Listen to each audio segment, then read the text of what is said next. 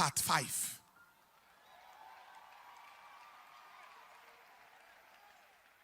There are people wondering why the church or church leaders should be bothered about governance or politics. That is very absurd, very ridiculous. It is as ridiculous as asking why a person should be interested in the sanity of the pilot that is to fly him in an aircraft. Or why a person should be concerned about the expertise of the surgeon that is to perform a major operation on him. Or why a person should be worried about the health and hygienic status of the caterer that serves him food.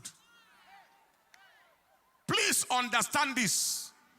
Anyone who is not concerned about those things that concern his existence is a concern himself. The silence of good people is more wicked than the actions of bad people.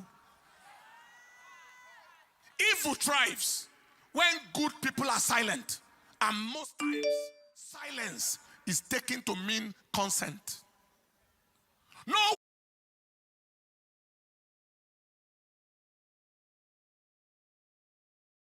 is permitted to keep silent when their destiny is being decided. You don't keep quiet or silent when your destiny or your welfare is being decided. To keep quiet when your destiny is being decided, like in a political setting, is to end with an outcome that may not be desirable.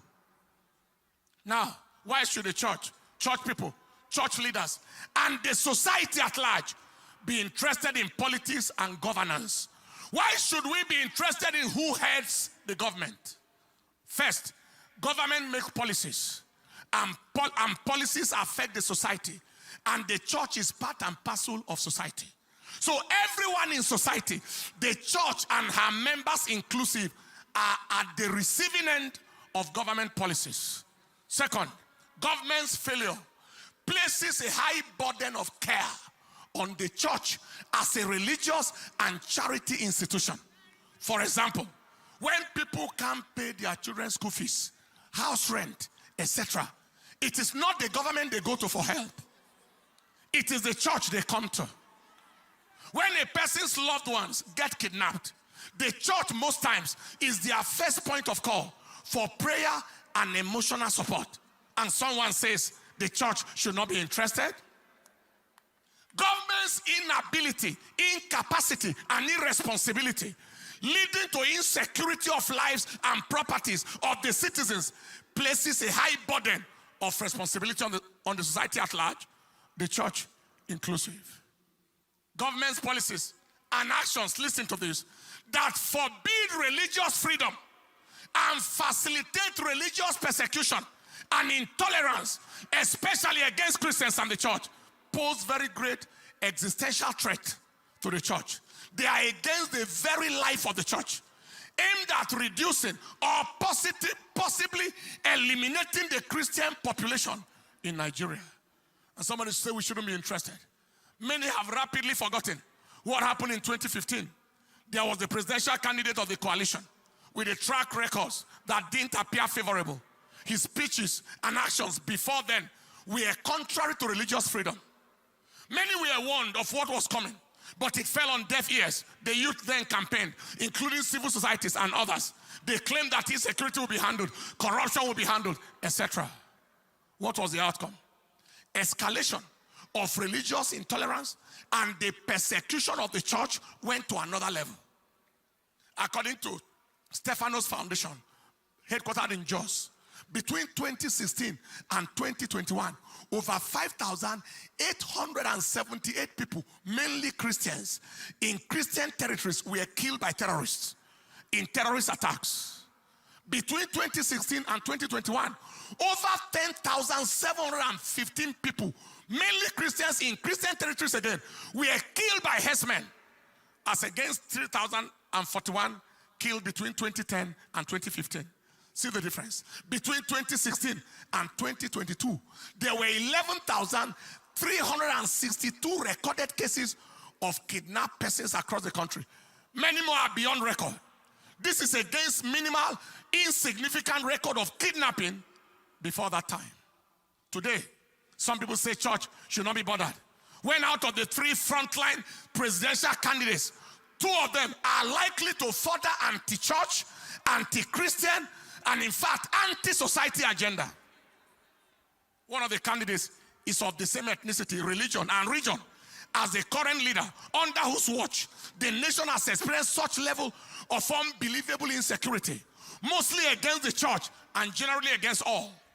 The repetition of the same disaster is not hard to imagine, especially as this same candidate has not condemned any killing once by his people. He has not condemned it once. He has not visited anywhere once to condone with any people. He steps into power, he continues from where it has stopped.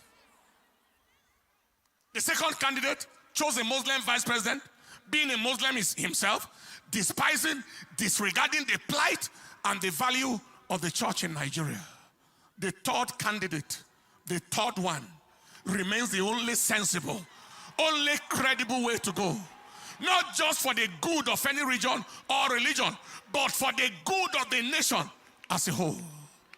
So for anyone to say that church should not be involved in governance and politics of the nation, he is either daft, deceived, dubious and fraudulent, demented, that is insane, or a demonic agent from hell who want the destruction of the church. Friend, you have been shown the way. Did you see the way? You have been shown the way. Follow the way. Go out and vote. Do all you can to ensure that your vote counts. God bless Nigeria. Stand up on your feet. Somebody may say, but the one, no, you can go ahead. The one that is of the same religion and region and ethnicity as the current leader of the nation has a Christian gentleman vice presidential candidate. Somebody may say that. Don't forget that that was our situation in 2015. There was the Christian gentleman, pastor of in a denomination. Many people voted in that time because of the vice president. From the region where he has come from, we came from, they voted. The denomination, the Christianity voted, Pentecostal cycles voted, and his denomination voted with the hope that he is there, and that means that there is hope. Question: what difference has been made? Brutal question. To what extent was he able to stop insecurity, to stop the massive killings, the massive persecutions, and the massive anti-religious agenda against Christianity? What extent? But I want you to notice that every time they gave him the opportunity to act as acting president, things rapidly changed. Things rapidly changed. But to what extent was he given that opportunity? So don't let anybody deceive you. That, so let us vote because of this and that and that. Let nobody deceive you. Open your eyes. We shall not let history repeat in our nation. We shall not let history repeat in Nigeria. Wasn't that vice president, the current one, wasn't he good enough to come out as presidential candidate? Why was he denied? Why didn't it happen? Because a demonic agenda must still continue, which is being frustrated right now. Are you hearing what I'm saying? Because they deceive, people deceive themselves, and we deceive ourselves a lot. All you need to do to face the future is to think about the past. What has happened before, it gives an idea of what is likely to happen before. Don't let anybody deceive you. The frontline people, the arrowheads, are the people to consider right now in terms of who gets up there.